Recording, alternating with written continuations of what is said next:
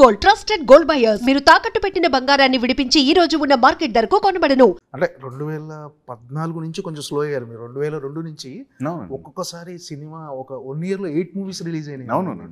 So అంటే 2014 నుంచి సంవత్సరానికి 2 సినిమాలు 3 సినిమాలు అలా వస్తున్నాయి. అంటే పర్టికులర్గా మీరు అంటే బాగా చూజీగా ఉండటానికి రీజనా సార్? చూజీగా ఉండటమేనా? లేదండి, క్వాలిటీ సినిమాలు చేయాలి.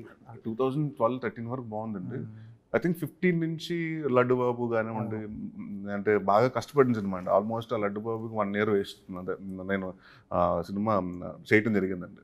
అంటే 1 year టుక్ ఇట్ అండి, ద ప్రాసెస్ ఆఫ్ మేకింగ్. అదొకటి 1 year అవ్వటం అండి. యాక్షన్ 2D అదే మేము 3D అనుకున్నప్పుడు అయితే కొంచెం ఈజీగా అయిపోతుంది. నార్మల్ సినిమాలో ఒక 60-70 రోజులు అవుతుంది అనుకున్నది, అది మాకు 2.5 సంవత్సరాలు పెట్టిందండి. ఆ 2 అనుకున్నంత విజయం సాధించలేదండి. అక్కడి నుంచి కొంత అంటే కొంచెం నాకు 2015 to 2019 ఐ థింక్ నా కెరియర్ లో అని చెప్పొచ్చు. ఎందుకంటే ఏ సినిమా చేసినా ఆడతలేదు, కామెడీ అదే రిపీటివ్గా ఉంటున్నాయి అంటున్నారు. అంటే జనరల్గా ఆడియన్స్కి ఏమైపోయిందంటే ఒక పర్సన్ ఒకే పని చేస్తుంటే చూసి అదే ఎప్పుడు అదే పని చేస్తాడంటారు చూసారండి. అండ్ దాని తర్వాత మహర్షి వచ్చిన తర్వాత ఐ టుక్ ఎ డెసిషన్ అండి. అంటే నీ సీరియస్ సినిమా అంటే ఆడియన్స్ లైక్ ఓకే కామెడీ అయిపోయింది, I need to do something, reinvent my self and do something else అని వెయిట్ చేసండి. 9 months తర్వాత నాంది రావటం, అక్కడి నుంచి ఆ సినిమా ఆడటం, కథలు. ఇంకా అప్పటి వరకు నరేష్ మీద కామెడీ కథలే రాద్దాం అనుకున్నారు రైటర్స్ కానీ డైరెక్టర్స్ కానీ. ఓకే నరేష్ని ఇలా కూడా చూపించవచ్చు, ఇలా కూడా అతను చేస్తాడని. సో డిఫరెంట్ కథలు రావటం మొదలుపెట్టండి. ఆ కథలు వచ్చినప్పుడు నేను కూడా ఏంటంటే ఇప్పుడు కాంటెంట్ ఫిల్మ్స్ ఎక్కువ చూస్తున్నానండి. ఆడియన్స్ కొత్తగా లేకపోతే సినిమాలు ఏదోటి రావట్లేదండి. అంటే ఒకప్పుడు హిట్ యావరేజ్ ఫ్లాప్ సినిమాలు ఉండేయండి. ఇవాళ యావరేజ్ అన్న వర్డ్ లేదండి. సో హిట్ అంటే థియేటర్కి వస్తున్నారండి, ఫ్లాప్ సినిమా అయితే రావట్లేదు, యావరేజ్ అయితే ఓటీటీలు చూసుకుందాం, టెలివిజన్ వచ్చినప్పుడు చూసుకుందాం అన్న మైండ్ సెట్కి వచ్చేసారండి. So audience become very clever and వాళ్ళు కూడా ఏంటంటే ఇప్పుడు ఒక ట్రైలర్ కానివ్వండి లేకపోతే టీజర్ చూసి ఈ సినిమాకి వెళ్ళకూడదా అన్న ఇదైపోతున్నారండి. సో ఐ థింక్ సో అలాంటిటప్పుడు మనం we have to be very careful while choosing films కాబట్టి అండి. ఐ థింక్ నేను 2015 నుంచి 2019 వరకు చేసిన మిస్టేక్ని మళ్ళీ చేయకూడదని కొంచెం కాన్షియస్ డిసిషన్ తోటి కొంచెం స్లో డౌన్ అయ్యానండి. 2014 లడ్డు బాబు తర్వాత ఆ స్ట్రగులింగ్ పీరియడ్ ఒక రకంగా ఏంటంటే మళ్ళీ సరైన సక్సెస్ రావాలి అంటే జనాలు ఏ సినిమా చూస్తున్నారో అర్థం కాని కన్ఫ్యూజన్. సో ఆ టైంలో ఎలా ఉండేది సార్ మీ మానసిక పరిస్థితి? అంటే ఎవ్రీ యాక్టర్స్ గో త్రూ అండి. అంటే ఒకటే నేను నమ్ముతాను ఏంటంటేనండి, ప్రతి ఫ్రైడే మంది కాదు, అవ్వాలనుకుని కోరుకుంటాం. నాకు నేను ఇంత సినిమాలో ఒక డైలాగ్ ఉంది, సినిమా హిట్ అయితే ఏం చేస్తాం, సినిమా చేస్తాం, సినిమా ఫ్లాప్ అయితే ఏం చేస్తాం, మళ్ళీ సినిమా చేస్తాం. మనకు తెలిసింది ఒకటే అంతే. కాబట్టి ఇప్పుడు ఈ ఫ్రైడే పోయిందంటే నెక్స్ట్ ఫ్రైడే మంది, నెక్స్ట్ వచ్చి ఈ ఫ్రైడే మనమే కొడుతున్నాం అన్న దాంతో దిగుతామండి. It's all about proving yourself కదా. హిట్ కొట్టినా కూడా ఏం చేస్తుంది, అప్పుడు ఇంక హిట్ కొడితే మళ్ళీ మనకు ప్రెషర్ పెరుగుద్ది, బడ్జెట్ పెరుగుతాయి, ఎక్స్పెక్టేషన్స్ పెరుగుద్ది. సో డెఫినెట్గా ఈసారి ఇంకా బాగా చేయాలని, ఫ్లాప్ వచ్చినప్పుడు డెఫినెట్గా కష్టమే చేస్తాండి మళ్ళీ ఈసారి కొట్టాలని.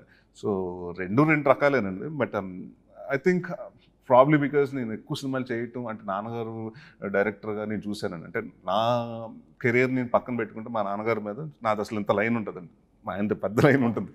ఎందుకంటే they was point of time అండి, ఒక 20 ఎప్పుడు మా ఆఫీస్లో మా ఫాదర్ దగ్గర 23 కార్లు అంటే 23 మంది 24 కార్లు ఉండి అండి ఎప్పుడు.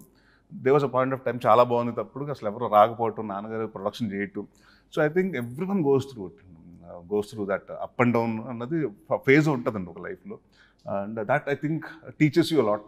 ఎందుకంటే ఎస్పెషల్లీ 15 నుంచి 19 వరకు నేను నేర్చుకున్నది ఏంటంటే, where I was going wrong అంటే ఆబ్లిగేషన్తో సినిమాలు చేసి నాకు బాగా తెలుసు వాళ్ళ కోసం, నాన్నగారి ఫ్రెండ్షిప్ కోసం ఇలాంటి చాలా కొన్ని మిస్టేక్లు చేశాను. దాని తర్వాత అర్థమైంది ఏంటంటే ఆబ్లిగేషన్ కోసం ఏమీ చేయకూడదు, కావాలంటే అతనికి ఏదైనా డబ్బు ఇచ్చి పంపించేసే కానీ హెల్ప్ చేయి, అంతేగాని అంటే మాట సాయం చేస్తావా లేకపోతే డబ్బు సాయం చేస్తావా చేయి, కానీ యూ షుడ్ నాట్ అంటే మన కెరియర్ సాక్రిఫైస్ చేసుకున్న త్యాగం మాత్రం ఇప్పుడు చేయకూడదని ఫిక్స్ అయ్యాము.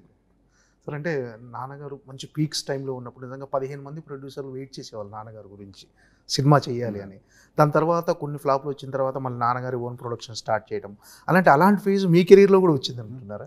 ఇది చాలా అబౌట్ ఇక్కడ ఏంటంటేనండి, ఎవరు సక్సెస్ ఉన్న వాళ్ళ మీద సినిమా తీద్దాం అనుకుంటారు. ఎవరు ఇప్పుడు నాకు చాలామంది ప్రొడ్యూసర్ నాకు ఇష్టం, ఇప్పుడు అనిల్ గారు వీళ్ళందరూ మన రెగ్యులర్ ప్రొడ్యూసర్స్ అండి. బట్ అందరూ ఓకే మన హీరో అనుకుంటారు కానీ but end of the day ఎక్కడో తెలియకుండా అంటే సక్సెసే కదండి.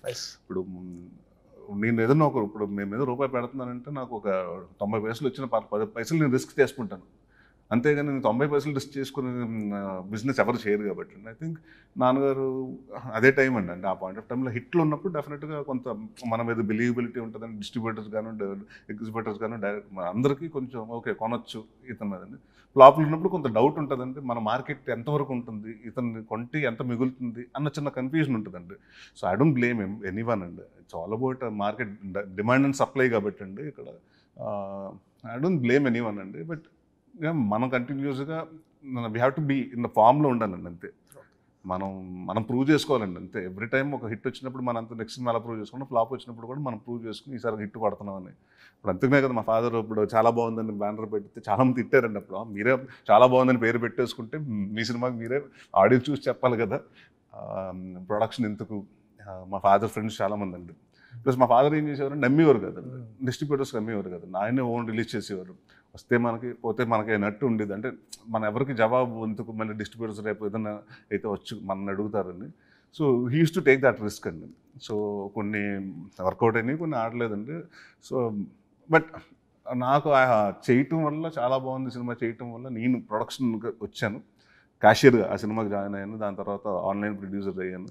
ఐ థింక్ నాకు మోర్ మనకి ఎప్పుడైతేనండి అసలు యాక్టర్కి అండి, ఎనీ యాక్టర్కి మనకు కొంచెం ప్రొడక్షన్ మీద అవగాహన ఉంటానండి. మన బడ్జెట్లు కానివ్వండి, మనం చేసే సినిమాలు ఎంతవరకు చేయగలుగుతాం, ఎంతలో చేయగలుగుతాం అని తెలిసిపోతుంటుంది. చాలా సినిమాలు వచ్చేసి ఒక కథ చెప్తుంటే 6 కోట్ల సినిమా చేసేస్తామని అంటారు. అతను చెప్పే కథ మాత్రం 16 కోట్లు వద్దండి, మనకు తెలిసిపోతుంటుంది. సో అసలు for me I think learning production and నేను తర్వాత ఇండస్ట్రీకి వచ్చాను కాబట్టి ఇట్స్ బికమ్ ఈజీ అండి. సో చాలామంది అదే అంటారండి, ప్రొడ్యూసర్ హీరో అంటారు కాబట్టి అండి. నేను కూడా ఎప్పుడు డిమాండ్ చేయకుండా లేకపోతే what ever and I went with thing అండి. కొన్ని సినిమాలు పోయినప్పుడు డెఫినెట్గా we have to support the producers. So లక్కీగా నాకు ఉన్న మంచి ప్రొడ్యూసర్ దొరికారు అండ్ ఎవ్రీవన్ అండి. అండ్ నేను చేసిన ప్రొడ్యూసర్తో చాలామంది మళ్ళీ రిపీటెడ్గా కూడా సినిమాలు చేయడం జరిగినాయి అండి. సో ముందు అది I think that's one of the major thing కదండి. అంటే మనకి ఇప్పుడు ఇవాళ చిట్టూరు గారు ఉన్నారండి, నా స్వామిరంగ సినిమా రిలీజ్ అయినప్పుడు నాకు చెప్పారండి, నాకు మీ వర్కింగ్ స్టైల్ నచ్చింది సార్, మీతో ఇంకో సినిమా చేద్దామని. సో దాని తర్వాత ఈ సినిమా కథ వినటం జరిగిందండి ఇలాగా. సో ఇట్స్ ఆల్వేస్ హ్యాపీ కదండి. అంటే మనకంటూ ఒక సెట్ ఆఫ్ ప్రొడ్యూసర్స్ ఉండటం కూడా ఒక మంచి పాయింటే కదండి.